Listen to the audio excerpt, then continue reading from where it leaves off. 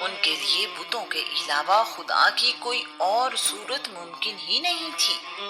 انہیں یہ بھی سمجھ نہیں آتی تھی کہ ہر معاملے میں ایک ہی خدا کیسے کام آ سکتا ہے۔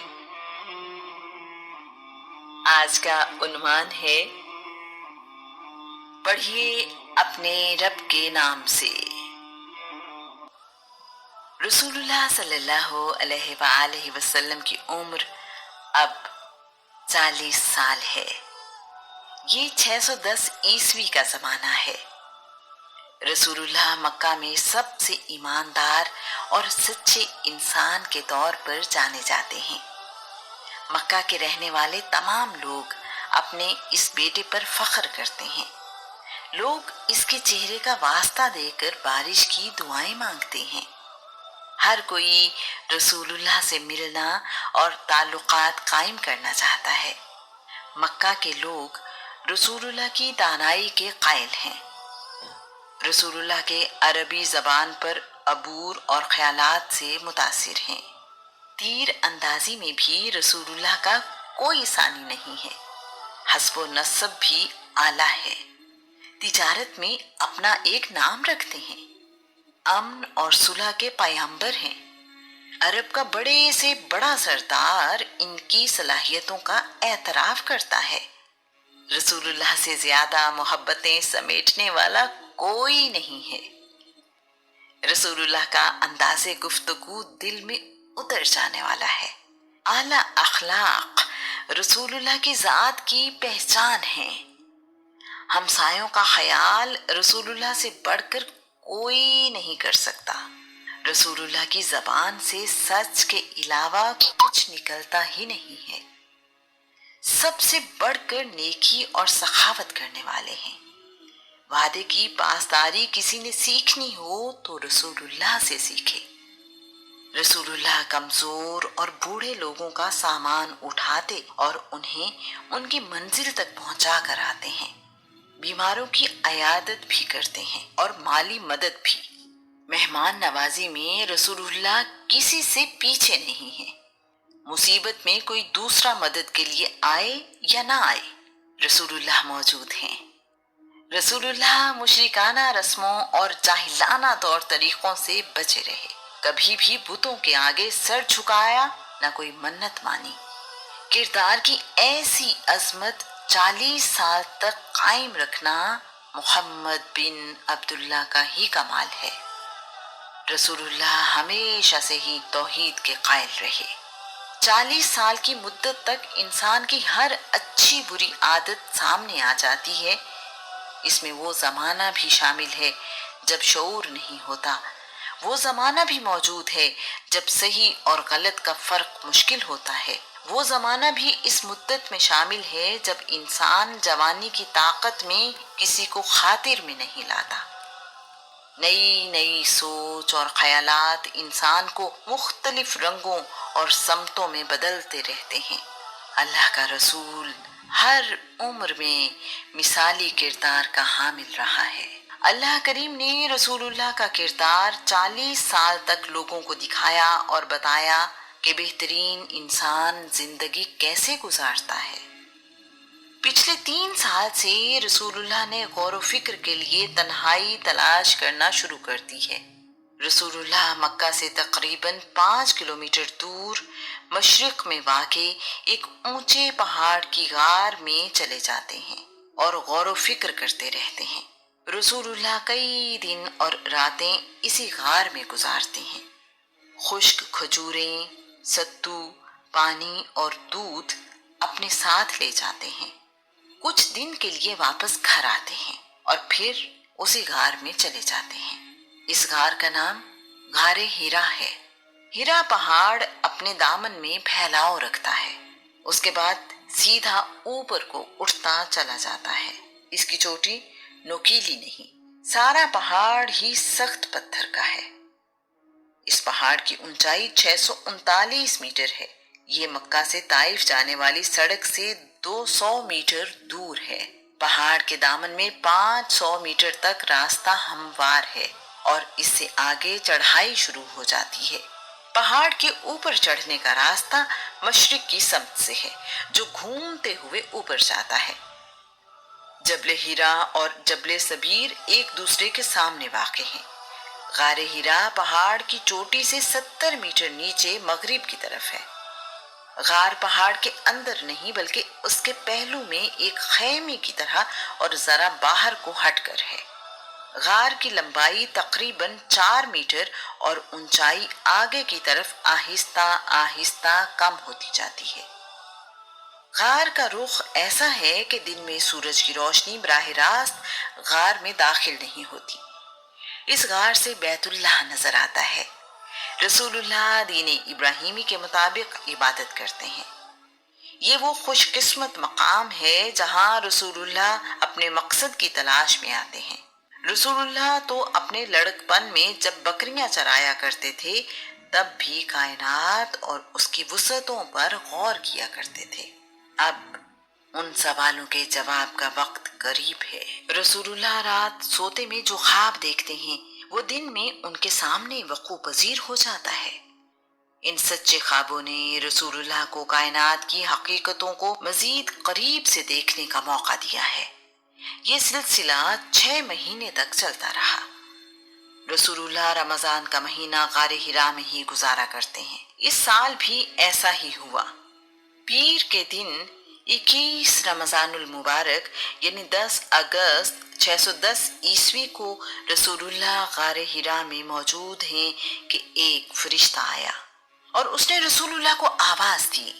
رسول اللہ نے غار میں ادھر ادھر دیکھا مگر وہاں رسول اللہ کو اپنے سوا کوئی اور نظر نہیں آیا۔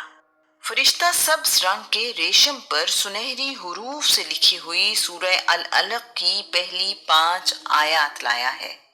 اس نے رسول اللہ کو پڑھنے کے لیے دی۔ رسول اللہ نے آواز سنی، پڑھیے۔ رسول اللہ نے کہا، ما انا بقاری، میں پڑھنے والا نہیں ہوں، I am not a reader۔ اس کے بعد فرشتے نے رسول اللہ کو پکڑ کر سینے سے لگایا، اپنی طرف دبایا اور چھوڑ دیا۔ فرشتہ پھر کہنے لگا، پڑھیے۔ رسول اللہ نے دوبارہ کہا، میں پڑھنے والا نہیں ہوں۔ فرشتے نے ایک بار پھر رسول اللہ کو اپنے سینے سے لگایا، پہلے کی نسبت زیادہ زور سے دبایا اور کہا، پڑھیے اپنے رب کے نام سے۔ رسول اللہ نے اس بار کہا، کیا پڑھوں؟ فرشتہ بولا، اپنے رب کے پاک نام کے ساتھ پڑھنے کا آغاز کریں۔ جس نے پیدا کیا ہے اس نے انسان کو جمے ہوئے خون سے بنایا ہے۔ آپ پڑھنے کا آغاز کریں۔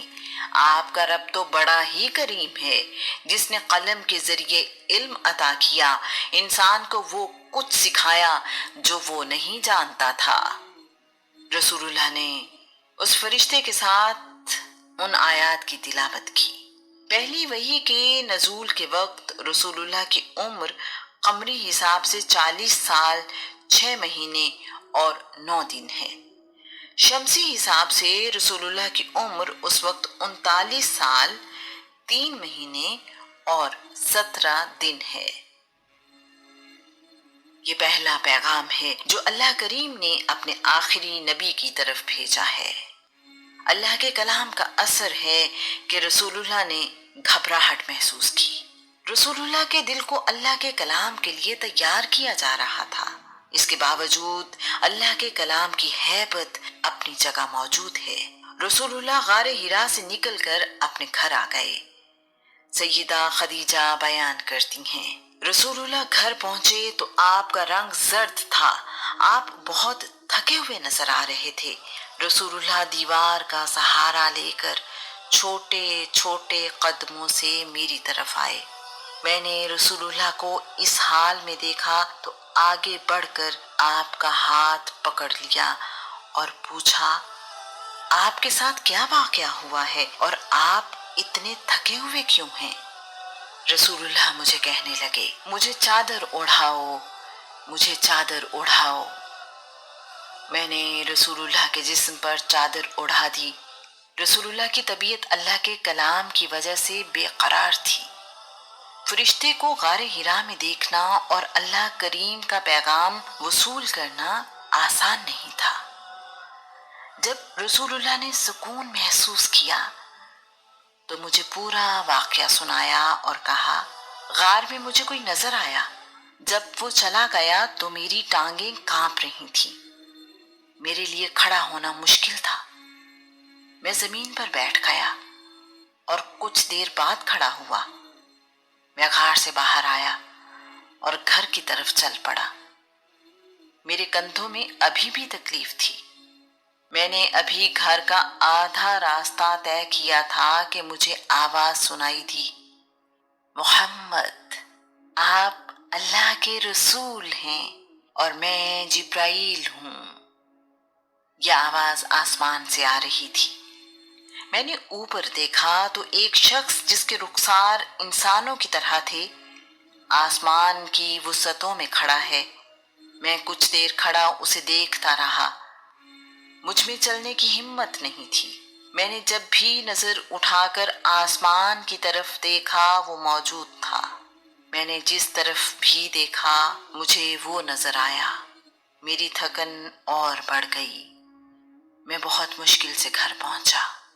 میں اپنے لیے خوف محسوس کرتا ہوں۔ میں نے کہا، آپ اپنے لیے کوئی خوف محسوس نہ کریں، اللہ کریم آپ کو کبھی رسوا نہیں کرے گا۔ آپ رشتہ داروں کے ساتھ بہترین سلوک کرتے ہیں، کمزور لوگوں کا بوجھ اٹھاتے ہیں، غریبوں اور محتاجوں کی مالی مدد کرتے ہیں، مسافروں کی مہمان نوازی کرتے ہیں، کسی پر مصیبت آ جائے تو اس کا ساتھ دیتے ہیں، اپنی روزی ایمانداری سے کماتے ہیں، لوگوں کو سیدھا راستہ دکھاتے ہیں، یتیموں کو سہارا دیتے ہیں، سچ بولتے ہیں، دھوکے بازی سے امانتوں پر قبضہ نہیں کرتے۔ جس انسان میں یہ خوبیاں ہوں اللہ کریم اسے بے آبرو نہیں کرتا، اللہ کریم اس کی عزت و آبرو کی خود ہی حفاظت کرتا ہے۔ آپ بالکل نہ گھبرائیں۔ سیدہ خدیجہ کو رسول اللہ کے ساتھ زندگی گزارتے ہوئے اب 15 سال گزر چکے ہیں۔ اب تک وہ رسول اللہ کی ذات کے ہر گوشے سے واقف ہیں۔ رسول اللہ کی زندگی کا کوئی پہلو بھی سیدہ سے چھپا ہوا نہیں ہے۔ بنی اسد قبیلے میں ایک بڑے عالم ہیں جنہیں الہامی کتابوں پر عبور حاصل ہے۔ یہ عیسائی مذہب اختیار کر چکے ہیں۔ اسلام سے پہلے آخری مذہب عیسائیت ہی تھا۔ ان کا نام ورقہ بن نوفل بن اسد ہے۔ ورقہ رشتے میں رسول اللہ کے چچا ہیں۔ ورقہ اس وقت تک بہت بوڑھے ہو چکے ہیں اور نابینا بھی۔ وہ عبرانی زبان لکھ اور پڑھ لیتے ہیں۔ انہوں نے انجیل کا ترجمہ بھی عربی زبان میں لکھا ہے۔ مکہ میں اس وقت ورقہ بن نوفل سے زیادہ الہامی کتابوں کا علم رکھنے والا کوئی اور موجود نہیں ہے۔ یہ لوگوں سے کہا کرتے ہیں آخری نبی کے دنیا میں آنے کا وقت بہت قریب ہے۔ سیدہ خدیجہ رسول اللہ کو ورقہ بن نوفل کے پاس لے گئیں اور کہا، بھائی جان اپنے بھتیجے محمد کی بات سنیے۔ ورقہ بن نوفل نے کہا، بھتیجے مجھے بتاؤ تم نے کیا دیکھا ہے؟ رسول اللہ نے غار ہرا میں پیش آنے والا واقعہ اور اپنی کیفیت ورقہ بن نوفل کو بتائی۔ ورقہ نے کہا، یہ تو وہی ناموس ہے جسے اللہ نے اپنے نبی موسیٰ کے پاس بھیجا تھا۔ کاش میں اس وقت جوان ہوتا، میں تمہاری مدد کرتا۔ تمہاری قوم تمہیں جھوٹا کہے گی، تم پر ظلم کرے گی۔ کاش میں تمہاری مدد کرنے کے لیے اس وقت تک زندہ رہوں جب تمہاری قوم تمہیں مکہ سے نکال دے گی۔ خدا کی قسم جس کے قبضے میں ورقہ کی جان ہے، تم اس امت کے نبی ہو۔ رسول اللہ نے ورقہ بن نوفل سے پوچھا، کیا میری قوم مجھے میرے وطن مکہ سے نکال دے گی؟ ورقہ کہنے لگا، ہاں میرے بھتیجے، جب بھی کوئی انسان اس طرح کا پیغام لایا جیسا پیغام تم لائے ہو تو اس سے دشمنی کی گئی۔ اگر میں اس وقت تک زندہ رہا تو میں تمہاری مدد کروں گا۔ اس کے بعد ورقہ نے رسول اللہ کا ماتھا چوما۔ ورقہ بن نوفل کی باتیں سن کر رسول اللہ کو سکون آ گیا ہے۔ سیدہ کو لے کر رسول اللہ واپس گھر تشریف لے آئے ہیں۔ ورقہ بن نوفل اس واقعے کے کچھ عرصے بعد ہی وفات پا گئے۔ رسول اللہ نے بعد میں ورقہ بن نوفل کے بارے میں کہا، میں نے ورقہ بن نوفل کو جنت کے باغوں میں دیکھا ہے۔ ایک روایت کے مطابق سیدہ خدیجہ نے رسول اللہ سے کہا، ورقہ بن نوفل آپ پر ایمان لائے تھے، اس وقت تک آپ نے لوگوں کو اعلانیہ دعوت دینا شروع نہیں کی تھی۔ رسول اللہ نے کہا، میں نے ورقہ کو خواب میں اس حال میں دیکھا کہ ان کے اوپر ایک سفید چادر ہے، یہ لباس جہنمیوں کا نہیں ہے۔ اللہ کے نبی ابراہیم اور اسماعیل نے کعبہ کی تعمیر کرتے ہوئے دعا مانگی تھی، جسے اللہ کریم نے قبول کیا۔ اللہ کریم قرآن پاک میں ارشاد فرماتا ہے، اور یہ بھی یاد کرو جب ابراہیم اور اسماعیل اس گھر کی بنیادیں اٹھا رہے تھے تو ان کے لبوں پر یہ دعا تھی، اے ہمارے رب، ہماری یہ خدمت قبول فرما، بے شک تو ہی سننے اور جاننے والا ہے۔ اے ہمارے رب، ہمیں اپنے حضور گردن جھکانے والا بنا، اور ہماری اولاد سے بھی ایک ایسی امت پیدا فرما جو تیری فرما بردار ہو، اور ہمیں عبادت کے طور طریقے سکھا، اور ہم پر نظر رحمت فرما، بے شک تو بہت ہی توبہ قبول کرنے والا بڑا ہی مہربان ہے۔ اے ہمارے رب، ان میں ایک رسول انہی میں سے بھیج جو انہیں تیری آیتیں پڑھ کر سنائے اور انہیں تیری کتاب اور اس میں پوشیدہ علم و حکمت سکھائے، اور ان کے ظاہر و باطن کو پاک کر دے، بے شک تو ہی غالب حکمت والا ہے۔ غار ہرا شہر سے کافی دور ہے۔ رات کی تنہائی میں غار میں اکیلا رہنا ہی ایک مشکل کام ہے۔ اگر دل اور دماغ اپنے رب کے حضور حاضر ہوں تو دن اور رات کا فرق مٹ جاتا ہے۔